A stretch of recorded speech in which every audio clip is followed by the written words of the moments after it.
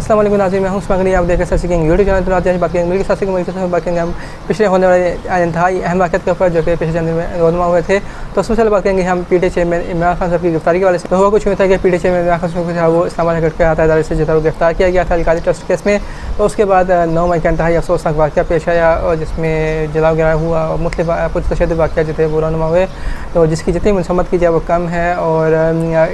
इस पुरतशद्दुद वाक़या में मतलब तमाम ज़िम्मेदारों को जो है वो कैफियत के दांत तक पहुँचाया जाना चाहिए। उनको जितने भी लोग मुलविस हैं उनको जो है किराए वाक़ई जो है मिलनी चाहिए। तो इसके साथ बात करेंगे हम कि उसके बाद फिर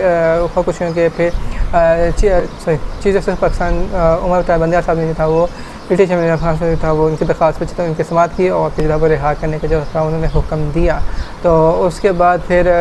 और पीटीआई चेयरमैन खान से था वो इस्लामाबाद हाईकोर्ट से था वो जो है वो रिजू करने का हुक्म दिया। तो उसके बाद फिर पीटीआई चेयरमैन खान से था वो इस्लामाबाद हाईकोर्ट में पेश हुए और वहाँ पर फिर उनको जो था वो उनकी दरख्वास्त समात का फैसला सुनाया गया और उनको जमानत थी वो तमाम कदमात जो थी वो दे दी गई थी। तो उसके बाद जमीयत उलमा इस्लाम पाकिस्तान के रहनुमा मौलाना फजल रहमान साहब ने जो था वो सुप्रीम कोर्ट ऑफ पाकिस्तान के बाहर जो था वो धरना देने का ऐलान किया, वहाँ पे सिटिंग किया। तो उसके बाद फिर उनके काफ़िले जो थे वहाँ से रवाना हुए और फिर फाइनली उन्होंने जो था वो सुप्रीम कोर्ट पाकिस्तान के सामने जो था उन्होंने धरना दिया, लड़कों में दाखिल हुए। और जहाँ तक बात रही वफाकी हुकूमत वाले से, तो वफाकी हुकूमत जो है उस वक्त बजट की तैयारी में जो है पेश है। तो देखना ये बाकी कि बजट में जो था वो आइंदा आने वाले बजट में जो क्या क्या आवाम को रिलीफ क्या मिलने जा रहा है, क्या आवाम की मुश्किलात में कमी वाक़ होती है, क्या तनख्वाह में इजाफा होता है, क्या पेंशन में इजाफा होता है, क्या आवाम की रोज़मर्रा ज़िंदगी की बुनियादी अशिया की ज़रूरियात की ज़िंदगी की जो कीमतें हैं उसमें कमी वाक़ होती है, क्या पेट्रोल की कीमतों में कमी वाक़ होती है और क्या महंगाई में कमी वाक़ होती है और क्या डॉलर का रेट नीचे आता है। तो ये भी आने वाले देखना जो बाकी है। और IMF का जहाँ तक प्रोग्राम का ताल्लुक है तो क्या क्योंकि IMF प्रोग्राम भी इस वक्त तातुल का शिकार, तो क्या वो भी बहाल होता है या नहीं, तो ये भी आने वाले देखना जो बाकी है। और इसके साथ देखने बाकी है कि सुप्रीम कोर्ट पाकिस्तान में एक बहुत ही अहम केस इस वक्त रेस में आता है क्योंकि इलेक्शन पाकिस्तान ने जो है वो इस वक्त रिव्यू पिटिशन जो है वो फाइल की हुई है पंजाब के इलेक्शन के वाले से, 14 मई के इलेक्शन के वाले से। तो उस वाले से जो है सुप्रीम कोर्ट में अब जो है वो समाज जो है वो सब जारी है और पीटीआई ने भी इस वक्त अपना जवाब जो है जमा करवा दिया है इलेक्शन कमीशन की रिव्यू पिटिशन के हवाले से। तो अब देखना ही बाकी है कि इस हवाले से कि सुप्रीम कोर्ट पाकिस्तान का फैसला जो क्या आता है, रिव्यू पिटिशन का फैसला क्या आता है और अब इलेक्शन के आगे क्या मामला होता है, तो भी आना देखना जो है बाकी है। और क्या ये तमाम इंतखाब जो इकट्ठे होते हैं या फिर 14 मई का जो फैसला है उसके बाद पंजाब के इलेक्शन क्या अलग होते हैं या फिर तमाम इंतखाब जो है वो इकट्ठे होते थे, भी आने वाले देखना जो बाकी है। और जहाँ तक बात रही पीटीआई के हवाले से, तो इस वक्त पीटीआई के रहनुमा जो हैं इस वक्त वो कई रहनुमा जो हैं वो सब पीटीआई से लातल्लुकी का इज़हार करते जा रहे हैं। इस वक्त तकरीबन 20 से ज़ायद पीटीआई के रहनुमा जो हैं वो सब पीटीआई छोड़ने का ऐलान कर चुके हुए हैं। इसमें कुछ रहनुमा जो है ना सिर्फ पीटीआई छोड़ने का ऐलान किया बल्कि वो सियासत को भी खैर बात जो है वो कह चुके हुए हैं। देखिए कुछ रहनुमा ने जो है सिर्फ पीटीआई छोड़ने का ऐलान किया, उन्होंने हम सियासत जारी रखेंगे अपनी, जिसमें फैज़ल हुसैन चौहान साहब ने भी अपना पीटीआई छोड़ने का ऐलान किया है, डॉक्टर शीरी मिज़ाई साहब ने भी पीटीआई छोड़ने का ऐलान कर दिया है और आमिर कैनी साहब ने भी पीटीआई छोड़ने का ऐलान किया है और जो दीगर बड़े रहनुमा हैं उन्होंने भी पीटीआई छोड़ने का जो है वो ऐलान किया हुआ है। तो अब देखना ही बाकी है कि जिस तसल्सल के साथ जो है पीटीआई के रहनुमा जो है वो सिर्फ पीटीआई छोड़ने का ऐलान कर रहे हैं, तो क्या आने वाले दिन में क्या मंजरनामा सामने आते हैं और पीटीआई का क्या मुस्तक़बिल होता है, तो भी आने वाले दिन जो बाकी है। और क्योंकि पीटीआई चेयरमैन खान साहब वो कहते हैं कि अगर मैं अकेला भी रह गया तो मैं जो अपनी जद्दोजहद जो जारी रखूँगा। और अब देखने बाकी है कि क्या इस मामले का आगे अंजाम क्या होता है और मामला जो है कहाँ पर जाके जो है वो सेटल होते हैं या फिर कहाँ पे जाके इसका जो है वो अंजाम होता है, भी देखने जो बाकी है। और जहाँ तक बात रही इंटरनेशनल पर्सनल बहुत ही अहम उसमें बात करेंगे हम अमेरिका में माशी बढ़ाने के वाले से उस वक्त अमेरिका में जो है वो इस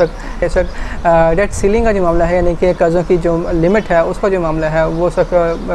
वजह तनाज़ा बना हुआ है रिपब्लिकन्स और डेमोक्रेट्स के दरमियान में, अमेरिकी सदर और हाउस ऑफ रिप्रेजेंटेटिव के दरमियान में। क्योंकि इस वक्त हाउस ऑफ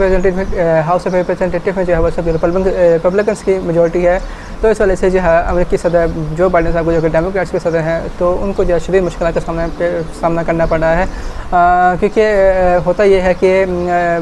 अमेरिकी हुकूमत जो है एक हद से ज़्यादा जो है कर्ज़ नहीं ले सकती है, एक लिमिट मुकर्रर की होती है वफाकी हुकूमत ने, यानी कि अमेरिकी हुकूमत ने एक लिमिट मुकर्रर की थी कि इस हद से ज़्यादा जो है वो हुकूमत जो कर्ज़ नहीं लेगी। अगर हुकूमत ने इस हद से ज़्यादा कर्ज़ लेने हैं तो उसके लिए जो है वो फिर इस डेट सीलिंग की लिमिट जो है जो कर्ज़ों की लिमिट जो है उसको बढ़ाना पड़ता है, उसको इंक्रीज़ करना पड़ता है। उसके लिए जो है वो ऐवान नुमाइंदगान में जो है करारदाद जो है वो मंजूर करनी पड़ती है। उसके बाद जो है फिर ये कर्ज़ों की हद जो है वो बढ़ाई जाती है, फिर उसके बाद जो है मामला जाके चलाया जाता है, इकॉनमी के आगे जो है फ्लोट किया जाता है। तो अब मामला यहाँ पे अटका हुआ है कि इस वक्त जो है हाउस ऑफ रिप्रेजेंटेटिव जो है वो सब कर्ज़ों की लिमिट बनाने में जो है वो उन्होंने इनकार कर दिया हुआ है। तो अब देखने बाकी है कि ये मामला कैसे होता है कि बाइडेन साहब जो है वो सब अपने तमाम काम छोड़ के जो है वो सब मुज़ाकरे में लगे हुए हैं रिपब्लिकन पार्टी के साथ, और सब क्योंकि अमेरिकी मानी नुमाइंदगान के स्पीकर केविन मैकार्थी के साथ सब मुज़ाकर जो है वो जारी हैं इस वक्त अमेरिकी सदर जो बाइडेन साहब के। तो देखने बाकी है कि मुज़ाकर जो है वो कामयाब हो पाते नहीं, और क्योंकि कहा यह जा रहा है कि मामला तो हल होने ही होने, क्योंकि अमेरिका में अभी तारीख में कभी भी ऐसा नहीं हुआ कि ये मामला जो है वो डिफ़ॉल्ट की तरफ जाए, और क्या अमेरिकी इकॉनमी जो है वो डिफ़ॉल्ट की तरफ जाए, क्योंकि डेट सेलिंग हर दफ़ा बढ़ाई जाती है। तो लेकिन इस तरह चूँकि मामला जो है वो गंभीर हो गया है, तो आप देखने बाकी है कि क्या डेट सेलिंग को जो है बढ़ाया जाता है और केविन मैकार्थी और जो बाइडेन की मुज़ाकरात जो है कामयाब हो पाते हैं नहीं। तो ये बात बाकी है क्योंकि 2024 जो है वो इलेक्शन का साल है। तो अब देखने बाकी है कि 2024 से पहले जो है वो रिपब्लिकन जो है वो क्या वो अपना सियासी फ़ायदा जो है सियासी गेन जो है वो हासिल करने में कामयाब होते नहीं है, और क्या अमेरिकी सदर जो है वो आवाम को रिलीफ देने में कामयाब होते नहीं। तभी देखने बाकी क्योंकि इस मुज़ाकरे के नतीजे में जो है जितना ये मामला प्रोलॉन्ग होगा उतना ज़्यादा अमेरिकी इकॉनमी को जो है नुकसान जो है बढ़ता जाएगा, क्योंकि अभी तक जितना नुकसान अमेरिकी इकॉनमी को हो चुका हुआ है उसका वो कहते हैं कि डैमेज हैज़ बीन डन, लेकिन चूँकि अब फर्दर डैमेज को रोकना है तो उसके लिए जो है वो जल्द से जल्द वो डेट सेलिंग के मामले जब हल करना पड़ेगा। तो आप देखने बाकी कि ये मामला जब कब हल होता है, किस तरह हल होता है, तो ये भी आने वाले जो बाकी है। और जहाँ तक बात रही जापान के शहर हिरोशिमा में होने वाले G7 समिट के वाले से, जापान ने जो था वो G7 की समिट जो थी वो हिरोशिमा के तारीखी शहर में जो थी मुनक़िद की थी। आप सबको याद है कि हिरोशिमा जो किस हवाले से याद किया जाता है, हिरोशिमा शहर बहुत तारीखी शहर जहाँ पे जो है अमेरिका ने जो था वो अपना एटम बम जो था वो गिराया था, जहाँ पे काफ़ी बड़ी तादाद में थे वो इंसान जो थे वो लुक़मा अजल बन गए थे, और इंसानियत का जो था वो कत्लेआम जो था वहाँ पे देखा गया था। तो दूसरी जंग की बात की है तो उसमें जो ये G7 कंट्रीज़ का इजलास हुआ, और G7 कंट्री के इजलास में था वो फोकस था वो यूक्रेन का टारगेट, यानी यूक्रेन के वाले से था ये समिट जो थी वो मरकूज़ थी यूक्रेन के वाले से। तो अब यूक्रेन में भी एक नया जो है वो तनाज़ा जो है वो जन्म लगे, जिस तरह से वेपन की सप्लाई जो है वो यूक्रेन को जारी है इस वक्त यूरोपियन की तरफ से। तो इसके साथ साथ जो रशिया का अग्रेसिव ऑफेंस है वो भी बढ़ता जा रहा है, और रशिया ने जो है वो क्लेम किया है कि उन्होंने जो है वो यूक्रेन के एक बहुत बड़े अहम शहर के ऊपर जो है वो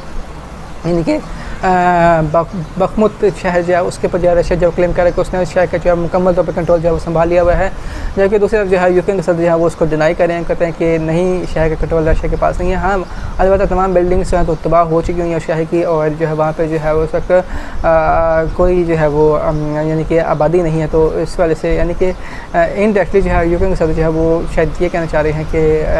आबादी चूँकि नहीं है वहाँ पे, तो उस वक्त कंट्रोल जो है वो उस वक्त रशिया का है। लेकिन अभी तक इस वक्त कॉन्ट्राडिक्टरी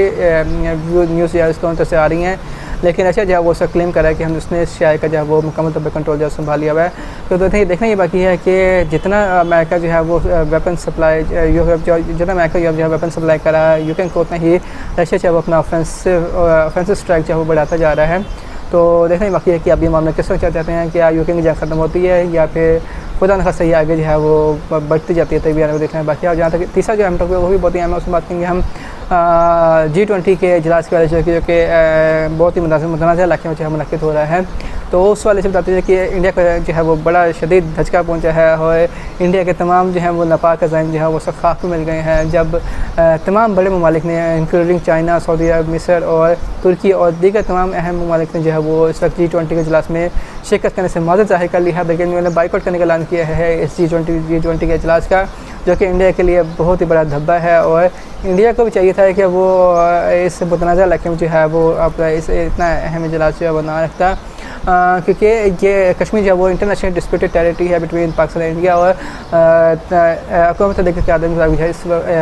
जो इलाके का फैसला जो है वो होना चाहिए। और इंडिया जो है वो आर्टिकल 370 और 35 को जो है मुकम्मल तौर पर जो है वो रिपील करना चाहिए, और कश्मीर की पुरानी हैसियत को जो है वो मुकम्मल तौर पर बहाल करना चाहिए। तो देखने बाकी है कि